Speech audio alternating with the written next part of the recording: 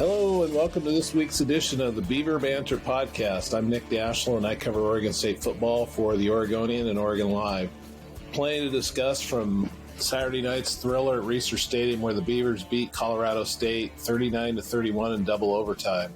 It was the first overtime game in Reser since 2016 and I believe the first double overtime game at Reser since 2014 against Utah.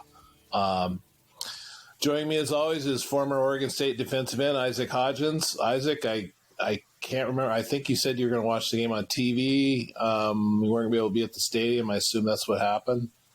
Yeah, I was watching the game on TV. Unfortunately, I couldn't be there, but I'm kind of jealous of all the fans for missing that one. You know, I'm jealous of you. I wish I was in that stadium just hearing the fans, and that looked like it was electric. Yeah, it was. I mean, for three quarters, it was. I mean, I'll be honest, it was pretty dull for three quarters. Yeah. I don't know what you thought, but that's kind of what you live for, though. Is right towards the end of the game, I guarantee you there's some people who left that game who are like, why did we leave?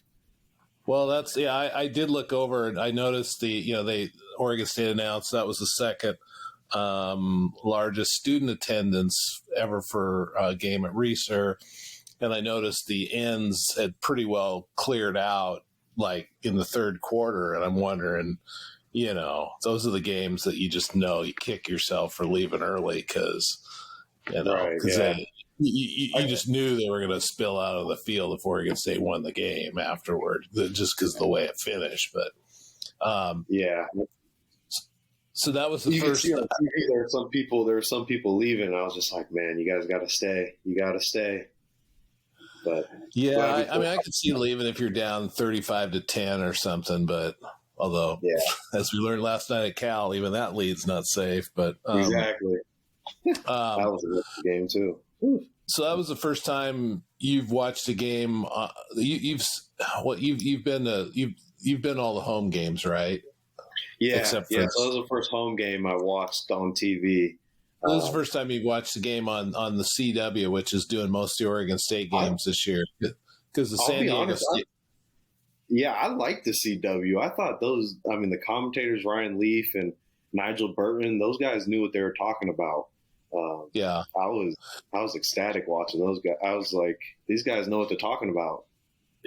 It seems like the reviews are kind of mixed, and I never know what to believe from Beaver fans sometimes, you know, because all they need to do is have one slide against Oregon State, and it's like, well, they're East Coast bias, or you know, Oregon State poor us, and you know, I try to look at it sort of without any passion one way or the other, and I haven't really watched much, obviously, because I'm at the stadium, but I have them taped. I keep meaning to sit down and watch, you know, the tape broadcast, but I just haven't had time, but. I did see a little bit last night. I saw the ref cam. That seemed a little. Yeah. The ump cam was a little hit or miss. You couldn't see much from it. I don't know why they kept using that, but I thought the overall experience was pretty good. You know, it was no ESPN or what have it, but I liked the CW. You thought the announcers are pretty good, and Nigel and Ryan Leaf, they were pretty good on that one. Yeah, they were. They knew what they're talking about. I mean, they were talking about the zone blitzes, and they were just. I mean, you could tell that those guys knew football, which I liked. Yeah. Because some of the commentators, you could kind of tell, like, these guys don't really know ball. You know, it's more of kind of like a fan for the fans. So it is kind of funny when former players go and they become color guys, and you know, while they were players, they kind of look at us in the media like, yeah, you guys really don't know what we know ball, you don't. But then when they get on sometimes they get on these games and they talk just like the media. They don't really break it down. They don't really break. So you kind of appreciate the ones that actually do, you know, go next level and actually break it down. All you fans out there, I will tell you, the only media guy who knows what they're talking about is Nick Daschel. I'll tell you that. Okay. There you go. Well, I appreciate that, but I probably a few other people do. But there's. By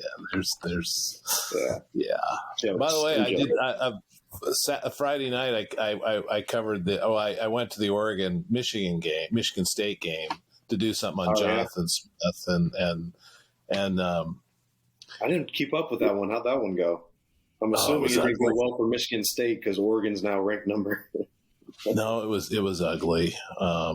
But I pretty much talked to every Oregon State person I could remember afterward, and I didn't really like Jonathan came off the field and he kind of went out of his way to come over and talk to me and shake my hand. I hadn't seen him since that that day in Corvallis history when he left. I talked to Jack Velling. I saw him. Talked a little bit. Talked to Brian Lindgren in the press box. Awesome. Saw Blue Adams and Jim Halchek. I talked to him a little bit. So yeah, it was good seeing those guys. I mean, I didn't know what to expect afterward. I mean, when you get your rear end kicked all over the field for 60 minutes, you never know what kind of mood people are going to be in. But what was the score? Well, it was 31-10, but I mean, it could have easily been 48-7. It was, Michigan State picked off 2 passes in the end zone, and it was, I want to say after 3 quarters, it was something like 450 to 130 in yards. Or Aiden Childs had a heck of a time. I mean, it's clear they've got a rebuilding project going on there. Maybe it's not at the level of the 2018 Beavers, but that's a different project right there. Yeah, that was right. That was taking it back to the studs and rebuilding the whole thing. I was down to the foundation on that one. Yeah. Well, you were there. Oh yeah, you were there. You were there at the start, man. It was a tough one. So, anyway, for this being a quote unquote rebuild year for Oregon State Beavers, I mean, we're freaking killing it. I'm loving it. I mean, these guys. Yeah, I don't. I mean, did you think it was a rebuild this year? I didn't. I thought it would be. Did you? I mean, I guess it is to some degree, but I just feel like in this era now, everybody's got a bunch of transfers, and it's like, yeah, I mean, it could go one way or the other. You could end up like Florida State, you know what I mean, where you got all these high level transfers, and then you do how you do, but you never know. I mean, it's hard to call this a rebuild when Trent Bray is standing in front of the team in at the end of November saying, I think we've got a team that can contend for the CFP. It's a little hard to be calling it a rebuild, but I guess it is. What, I mean, from the outside, that's how I saw it, obviously, but not on the inside. Yeah. Well, any team that loses Isaac Hodgins is, got some issues. So. Yeah, right. Lost a huge piece there. Yeah. Anyway, we were talking about the atmosphere in the stadium being electric last night. It's probably the best.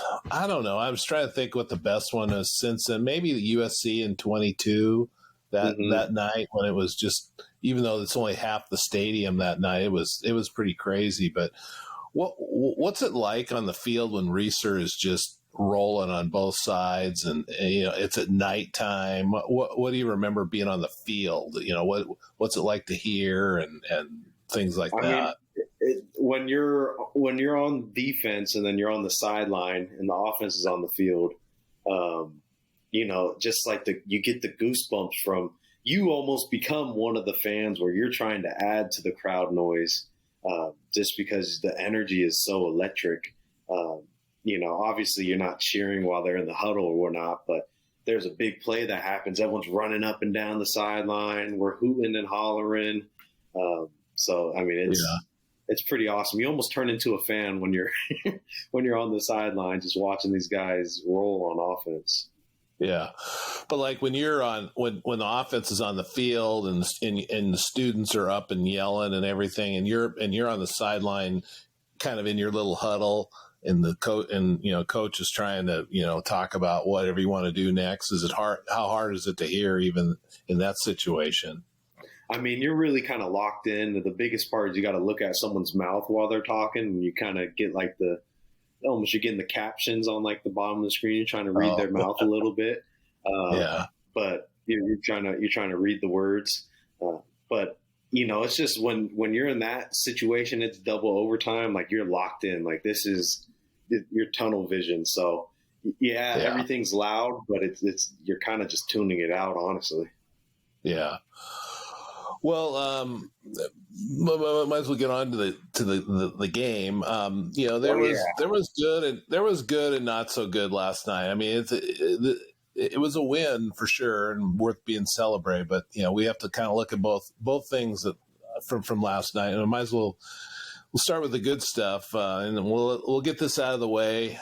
Oregon State has a tight end that can catch the ball. Aren't you excited? They have a tight end, man. It's alive and well. and it made me a little sad, that first play. That was the first play where the interception happened. That was wide delay. And so they did. Oh, was that wide delay? That was wide delay. So I was like, no, like they did the play we said they should do, and they threw a pick on it. It was kind of forced, but they stayed with the tight end game. And then, what about that touchdown to – what was it, overtime yet when JT caught that touchdown? No, it wasn't a touch. It was a 2-point conversion. It was a 2-point conversion. That's right. The last points were the 2-point conversion. I mean, Nick, one could argue that the tight end play won the game.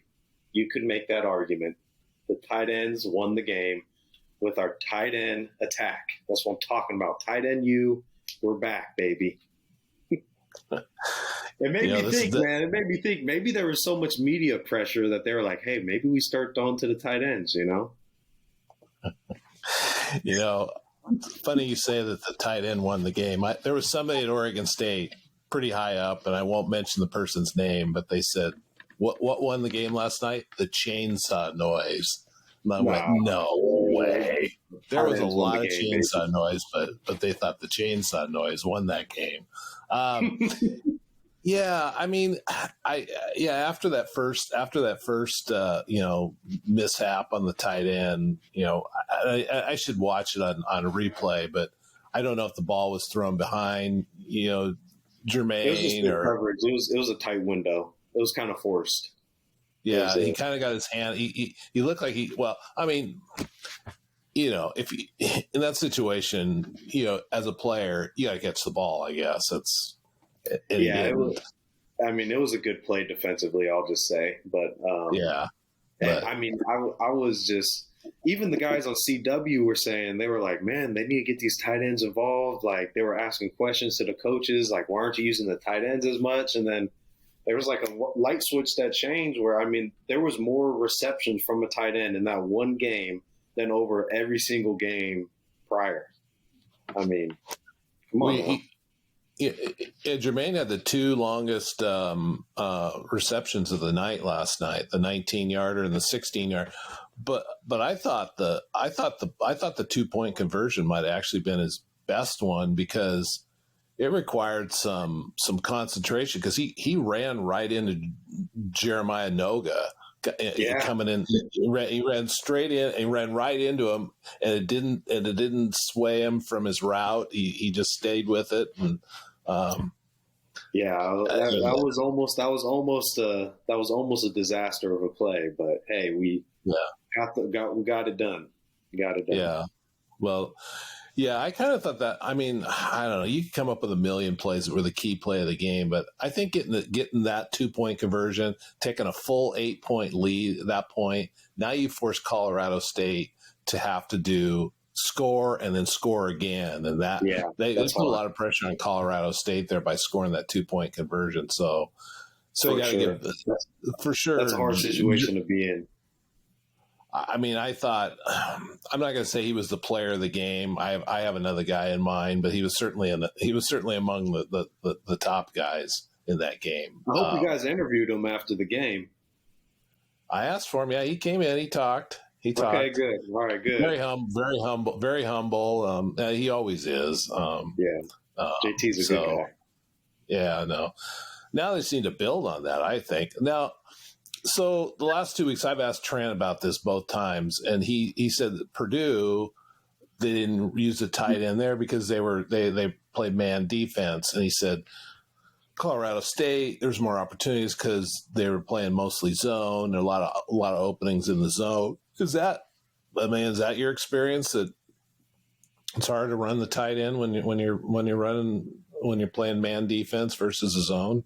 Well, I think it kind of depends on who you're going to be manned up with on the tight end. I mean, if you think you have a mismatch there, like if a linebacker is covering your tight end, if you believe you have a mismatch there, then that actually works to your advantage. But obviously, the coaching staff may feel a little bit differently about that. Yeah. But, I think JT, I think we showed that it opens up your offense even more. I mean, when you got that tight end sneaking out, I mean, you got to pull one or two defenders out of that zone. It's going to open up stuff behind them, and it's going to open up a lot. Well, there's certainly room for somebody to step in as the number 2 receiver on the team, because Trent Walker's obviously become one, and nobody really has become that second guy yet. So maybe it's Jermaine here, and as we get through the season. I hope so. So, go ahead. No, I said I hope so. Just don't abandon the wide delay, man. Don't give up on it. I know it didn't work out that first play. Was that the only time you saw him run it last night? Did you see him run it any other time last night? No, it was just the interception, and then they didn't run it again. Another thing that obviously was good coming out of the game is how resilient the Beavers were. They were up 21-10. Next thing you know, they're down 24-21. Then they're trailing in overtime. He came back from that, and they took the lead and battled back when Colorado State was at first and goal at the 2 in the second overtime. But what I'm wondering now on that is, coaches and players always love to talk about how resilient their team is. And of course, if you win a game like that, you could say that till the cows come home. But we know not every team has that quality. I mean, but what do you think leads to a team that's able to shake off a bad play or a bad series and, just get focused back onto what they need to do next? That can't be every team out there. It's got to be a quality or two about teams that lead them to be able to be that resilient team. Yeah, I think in order to be that resilient team, you got to kind of have some scars. That's what resiliency is, being able to get knocked down, get back up. I think that Oregon game, that's a scar we got. And I think with a young group of guys, with a lot of players on your team that don't have a lot of experience, that resiliency is going to be built this year. It's going to be built within games where, it's a tight game. And if you're not focused on this series here, you're not going to see through here. It comes from when you lose badly to Oregon, do you come back the next week and are you still focused on the Oregon game, or are you now focused on Purdue? Yeah. And so I think that's the resiliency's got to be built for these guys, since they're so young. It's got to be built from game to game and from series to series, like you're saying. Right. And it'll happen, and I think I've been seeing it.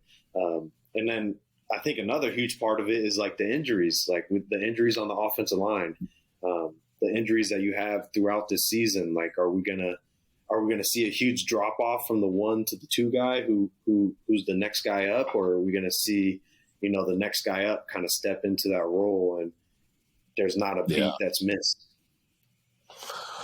I got one example of that last night was Melvin Jordan. He got hit with that pass interference in the second overtime, and then to set up the first and goal at the 2. And the very next play, he blasted through the line and knocked the running back for a yard loss. And that sort of seemed to set the tempo there for that final series where they were able to get, 4 really good defensive plays and close out the game. Yeah, and that's where you need it. I mean, he needed to play downhill, especially in that area of the field. I mean, if you could get stalemated with the running back, but if you let him drive you a step backwards, it's a touchdown versus you finishing that play. And that was a beautiful form tackle if I've ever seen one. But that was huge. And it was good to see, because I feel like a lot of the times they were kind of playing on the linebackers were playing a little bit too side to side. and not a lot of just like shoot your hole, shoot your gap, and kind of play downhill. So that was good to see in a big situation. Well, then we, in addition to that, we've been talking about this team has not been making plays in the backfield. And last night they had a season high 8 tackles for loss. I think Andre Jordan had 2. I think Samisi had 2. But they had 8, which is 8's pretty good. I mean, if you could do that every game, I think, that's kind of what you would be shooting for. I would think. No, Samisi, he was in my eyes, one of the players of the game on the defensive side of the ball. He technically had 3 because he took one of the offensive linemen on that play where Nicolosi, his knee hit the ground when he was trying to do the exchange. That happened because Samisi took his offensive lineman and drove him into the backfield about 2 yards, which got his feet tangled up with the quarterback. And that was technically a tackle for loss, but I'm sure they didn't give it to him credited. But he made that play. And he had a few plays where he was playing vertical, knocking his guy into the backfield, and that's the kind of. It just felt like this Oregon State defense was a lot more similar to what I've seen in the past. I saw a lot more blitzing, a lot more zipping and zapping. The problem is we were getting cut off a little bit out of gaps when we were doing those gap exchanges. So then we saw a continued evolution from the quarterback Giovanni McCoy. I mean, he's starting to become a dual threat type. He really wasn't that kind of guy at Idaho, and he didn't start off this year as a guy that was trying to move the ball with his legs. But the last 2 games, I mean, last week it was, or not 2 weeks ago, it was against Purdue. It was through the pitch and getting out on the edge. And last night it was just RPOs pretty much, where he was able to make a decision whether to keep it or give. And I mean, he ran 10 times for 91 yards last night. I don't know that we're going to see that again, but that was big in that game last night. And that's so hard as a defense of where, you've got 5 eligible receivers you got to cover. And then when you got a quarterback who's back there and everyone's down the field and then he just zips it up the field, I mean, that's hard. Are you going to pull someone out of coverage to quarterback spy him? And then even if you do that, I mean, McCoy is so fast, even he can outrun your quarterback spy. So it's going to be a real problem that people are going to have to game plan now. I think what people are going to start doing is they're going to start trying to find a way to corral him to make him throw the ball.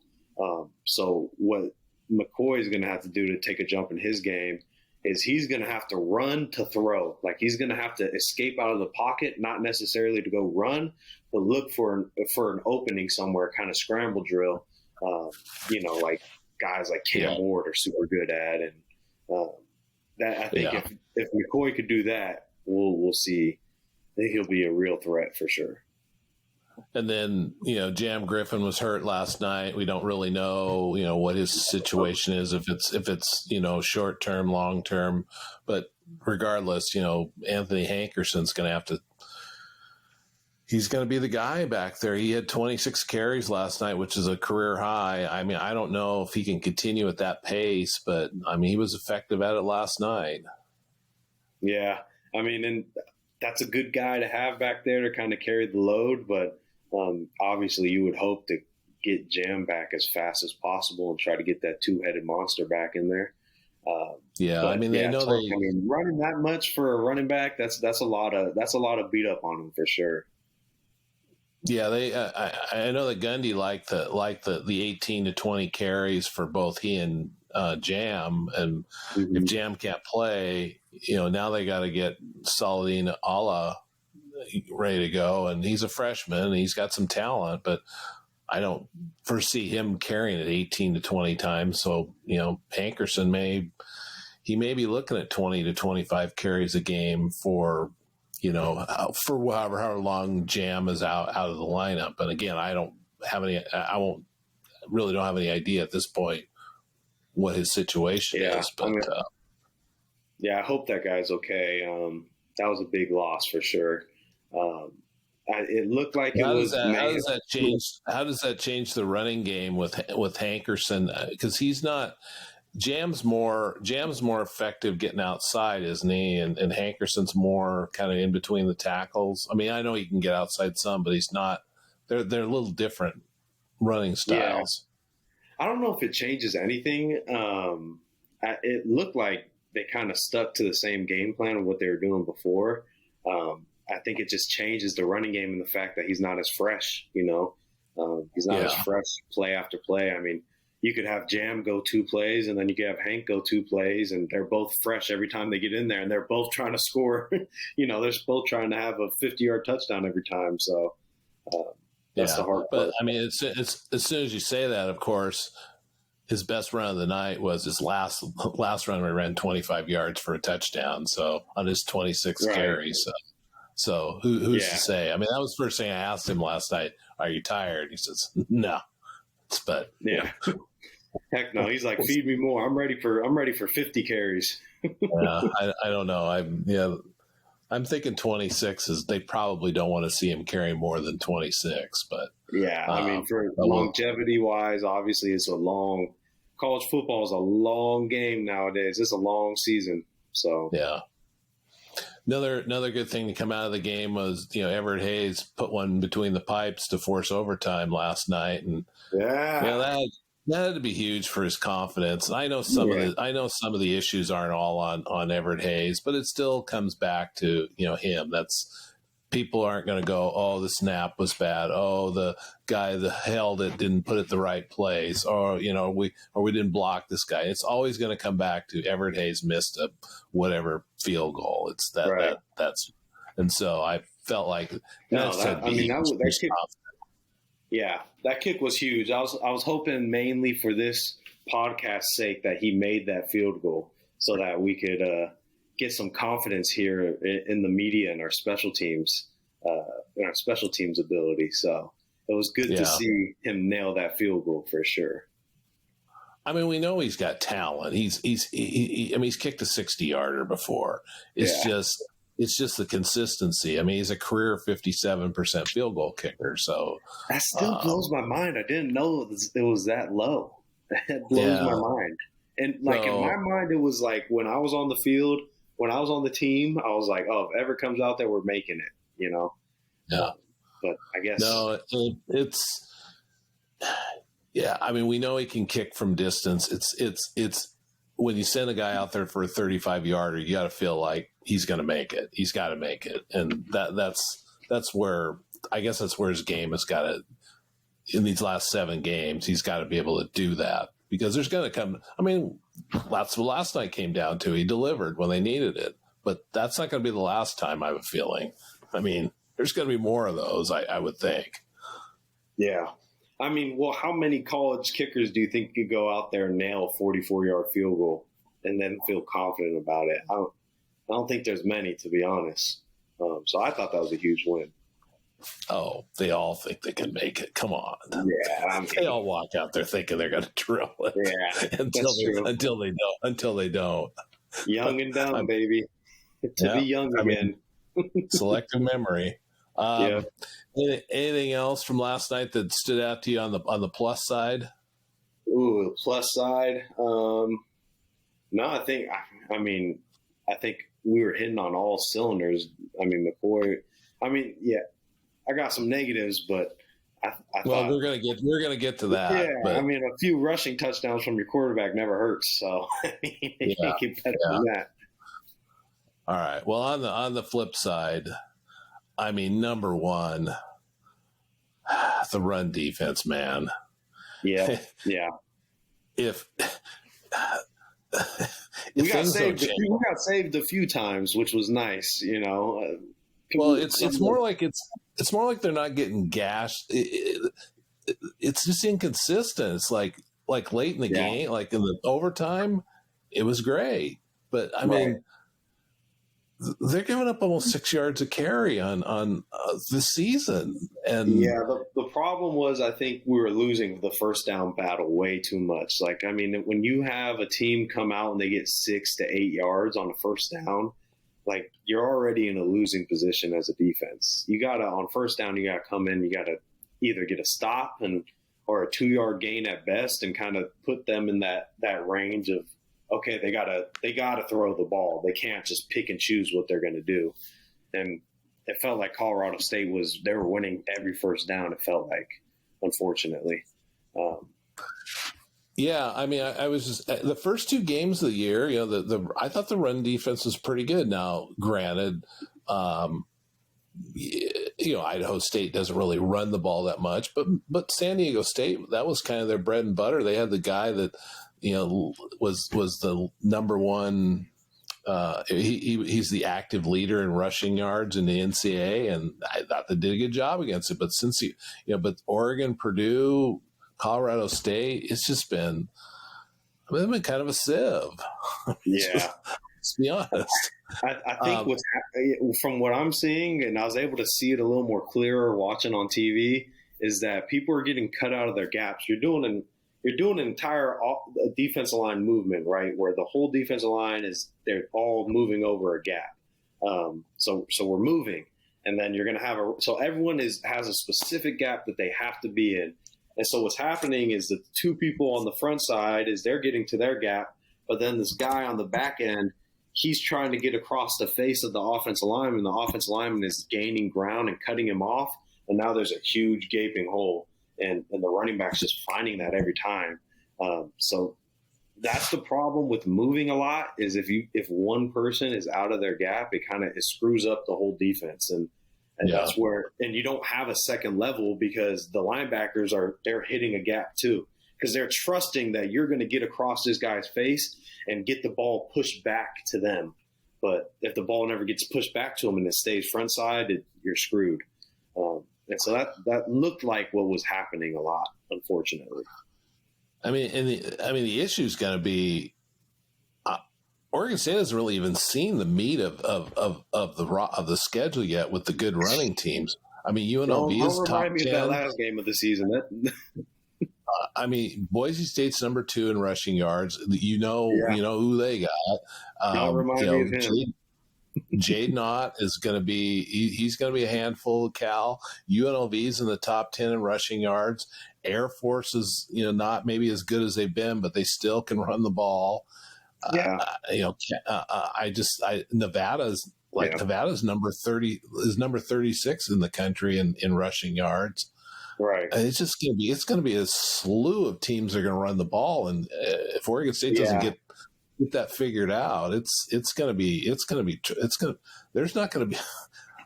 I mean, they got 4 wins right now. They got to get to 6 for a bowl game. But there's nothing ahead. None of these last 7, you go, this is a W. You can put it in pen. None of them are at this point. They all look like they got there's some issues. San Jose State may not run the ball, but I mean, they put 50 something on Washington State and in their game and almost won that game. And I mean, so I think, but if you could just get the run defense, maybe not, to the point where you're a top 10 or something like that, but just get them slowed down a little bit so you can get off the field and get your offense back on where you're controlling things. The problem is it also seems like no one is setting the edge. I don't know as a defensive player, everyone who's on the field has to have the ability to set the edge without, it's like having a house with no walls. If you got a house with no walls, anyone could just come in from any area and angle. I mean, that's kind of what's happening, is because there's no one setting the edge. The corner's not setting the edge. The outside linebacker's not setting the edge. The inside linebacker's not setting it. It's like it's just kind of free game. And so it just looks like what teams are doing versus us is they're kind of just going a wide zone, and they're hoping either no one sets the edge or someone gets cut off on the back end. And so the running back's either just going to keep it to the front side, or he's going to wait. He's going to be patient, see someone get cut off and hit the B gap or whatever it may be. Yeah. And that's kind of, it's just unsound is what it just looks unsound. If everyone just did their job and just be where they need to be, I mean, you have a sound defense. Simple as that. Well, I'm sure we're not saying anything the coaches aren't saying already tonight in the team meeting. So, getting off the field on third down, Oregon State's been pretty good in this area, and they were good on that through three quarters. Colorado State was 0 for 5, and then the fourth quarter, man, it was, third down was just the money down for Colorado State. Yeah. I don't see that as a long-term issue, particularly if they start getting some of these guys back. Which kind of leads to my next point, was the injuries or some of the issue on this thing. That Oregon State's down 5 DBs right now. I mean, they were without Jaden Robinson, Kobe Singleton, obviously Noble Thomas, a couple of Amarian York, and I'm blanking on the other one. Seemed like Jack Kanye was in and out last night too, but is Jaden long-term or? I don't think so, but I'm not positive, but I don't think so. But the third down thing was an issue last night, but by and large, they've been pretty good on that down. So that's one where I'm going, They'll get that cleaned up. And it's the only thing is, if you could win on first and second down, third down is easy. I mean, it really is. The problem is when you get into 3rd and 1, 3rd and 2, those are problem downs, right? But if you could get them into 3rd and 6, 3rd and 7, I have 100% confidence that we can handle that. You just got to win on first down. Yeah. Well, and then the third thing on the flip side was the passing game is still seems like it's in the baby stages. To win some of these games down the stretch, you're going to have to throw the ball and beat some teams that way at some point. I don't know when. And Trent Walker has been reliable pretty much every game, but no one has stepped up and taken a number 2 role yet. I mean, there's guys out there you think are capable, but I don't know I don't know how much you could watch from TV last night to see, what was open and what wasn't. But that's an issue that's going to have to not get fixed, but it just has to evolve, I guess. Yeah. And I think, honestly, getting those tight ends involved is going to help, because those tight ends are running a lot more shallower routes. And that's going to help, McCoy get kind of in his rhythm of, not needing to do these long developing routes to where he's got to look at these route concepts and see a dig and see a post and try to see where the safety is. Like, give him some little nickels and dimes and play to his strengths, get him out of the pocket. Get him running on a naked boot with the tight end running right there, and he could just dump it off to him for a 10-yard gain, I think the biggest thing is just get him going with his legs first and foremost, get him where he's confident, and then get him to the place to where he could, okay, now I could play to my strength, I could relax a little bit and hit these routes. Because, I mean, as we can all see, there's still the problem, like wide open wide receiver, the ball's in the dirt. Like, I mean, we got to be able to get everyone on the same page here and get everyone kind of jiving together. Yeah. Do you feel like the pass protection is there? You said what was that? Do you feel like the pass protection is there? Yeah, I think it is. I mean, I haven't seen it too blaring, like where it's just like, I mean, he just has no time. It just looks like maybe he just panics a little bit, or he's just not hitting his guy. Yeah. It didn't look like he was under a lot of duress. So I don't think that's the issue at all. Which I'm surprised. On the other hand, that's a huge plus right there. As the offensive line play, despite all the injuries, there hasn't been a huge drop off, which is great. Yeah. On the other hand, when they did need to throw last night, which was that final drive of regulation, they did move it down the field and get in position for a field goal. So, and that took a lot of passing. They weren't 25-yard passes, but they were able to move the ball through the air that way. So that I guess if there was one positive. Right. I think that's what you have to do is you got to kind of nickel and dime your way down the field and play to McCoy's strengths. Because, I mean, it's not going to help anyone if you're just doing 25-yard routes that just he doesn't feel comfortable quite doing right now. That doesn't help anyone. Yeah. And like I said, the injuries, we'll just have to see how this all plays out. That's always going to have an impact on performance. I know coaches hate to talk about injuries. They don't want it to be an excuse, but let's be honest. If you're without Jaden Robinson, if you're without certain guys, it just makes the job a little harder. So yeah, see how that goes. I'm pretty impressed with the back end. With the injuries they were facing. That was a good wide receiver we were playing. He was no chump. Yeah. So yeah, he was good. That's what I forgot to mention. The player of the game last night probably was Andre Jordan, a guy. Yeah, I don't know that anybody was talking about as a starting cornerback going into the season, and he started every game, and he took on Horton. Horton had some big plays, but Andre got a couple of tackles for loss. He made the huge play at the end of the game. Huge. That was a touchdown. Against a lot of corners. And he made the play. Yeah, and I'm on an island. No one was there to help him. There was no reinforcements coming. It was awesome. Andre Jordan's a good player now. He's a good player. Yeah, he is. Well, next week, we're already on to next week. Saturday, it's going to be Nevada in Reno at 4:30. I haven't really done a lot of research on Nevada yet. I'm going to start doing that tonight. But I do know they gave SMU all they could handle. They took a pretty good San Jose State team to the wire last night. With UNLV up next for Oregon State after the Nevada, I know I'm going to be hearing a lot of, this is a trap game. We're going to. Yeah. What do you guys think of trap games, by the way? I hear this from fans so much. And I just, are they real? Go ask Georgia or Alabama. Yeah. Alabama got into one pretty good. It's one of those. A true trap game is one that's before a big game, to where you're already looking ahead to the game after the one you're playing.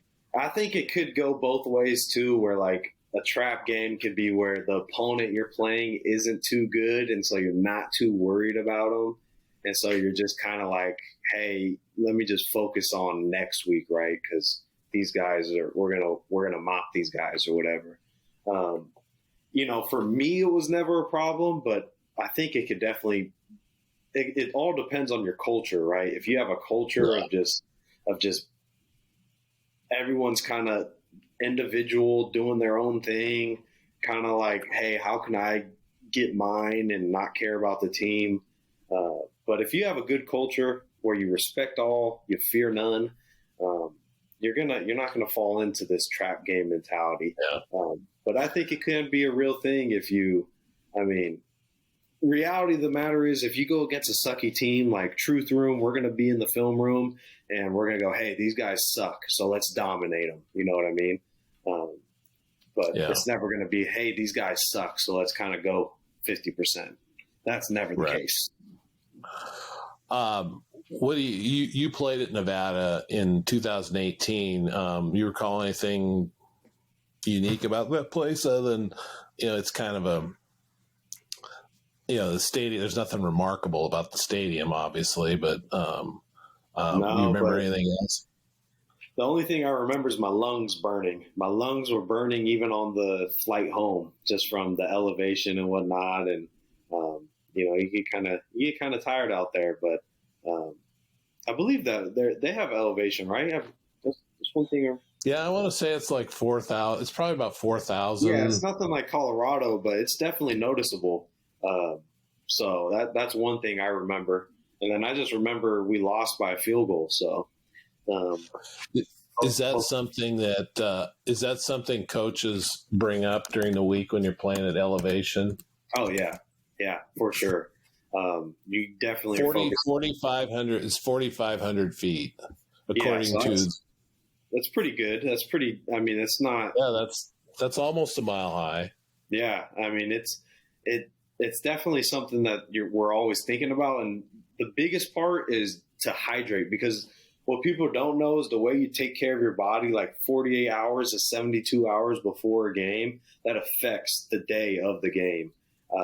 So you gotta, when you're on the plane, you gotta hydrate. When you're throughout the week, you have to hydrate. You can't just hydrate before the game because you're just gonna, pee it all out. You gotta hydrate throughout that week, eat well. And so that's something that's definitely always an emphasis. So that's a sneaky tip for a game at Nevada is the elevation. Yeah, I didn't really think about it. I didn't really think about elevation in Reno. I didn't.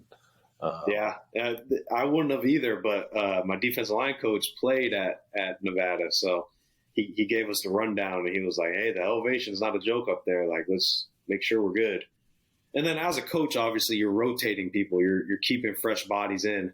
And that's the problem if we can't have if Hank, if he's doing 25 carries a game, that might turn into an issue. So we might have to look to diversify a bit. On the other hand, I think, if I remember right, you guys were down maybe you had a rally in the fourth quarter, so you had something left. I mean, missed a field goal at the end, but I think they were down a couple of scores or something like that late in the game. And I forget what it was. I just remember missing that field goal. I think it was like a 25-yard field goal. We missed it, and I was just like, it was a little long. I think it was like 30. It was probably in the mid 30s. I could still see it in my mind. It looked so close, and I was like, dude, come on, we got to make this. Like, come on, man. And we missed it. I was like, dude, we just lost. It was one of those. I mean, it was one of those. I mean, it would have been one of those feel good stories because it was 2018 where you guys were coming off the. It was a challenging season, so any win would have been a good win, and one like that. I mean, you did guys eventually get the big one at Colorado, which we'll probably never forget that game. But we'll never forget that one. But hopefully it doesn't have to come down to that. Let's hope not. No, but that's why they keep time. So you never know when you need the time. Like last night, they needed it. So anyway, that was awesome. All right, well, I think that's probably going to about do it for this week's podcast. You can find this pod wherever you access podcasts. You can also watch a video recording on YouTube from OregonLive. We'll have that up there on a post Monday morning. So we'll see you next week after the Nevada game. Go Beavs!